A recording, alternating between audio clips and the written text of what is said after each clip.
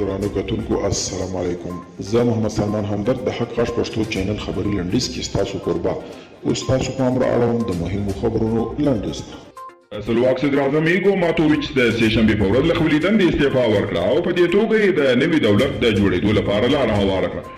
د امریکا متحده ایالاتونو په برما یا میانمار کې د دوامداره کړکېچونو شرایطو له امله خپلو ټولو غیر لازمي یا نن اسنشل ډیپلوماټانو ته امر کړی چې له کورنیو سره یو ځای له هغې واده راووځي. د بشري نړیوال سازمان وایي په افغانستان کې 4 میلیونه بې ځایه شوي وګړي بیړنیو مرستو ته اړتیا لري. دغه اداره وایي په هرات، کابل او ننګرهار کې د کډوالو کمپونو کې له بې ځایه شویو سره خبرې کړي دي چې هر کمپ کې له 100 زیاتې کورنۍ ژوند کوي او له سختو اقتصادي ستونزو سره مخ دي. او د ولسي جرګې رئیس میر رحمان رحماني د جرګې په امتیازي ساعت کې د خبرو پر مهال ویلي چې په نږدې ورځو کې به د ترکیې کنفرانس جوړیږي. د په خبره د افغانستان د 4 لسیزې جګړې د ختمولو لپاره د ترکیې کنفرانس یو غوره فرصت دی او باید ترې استفاده وشي.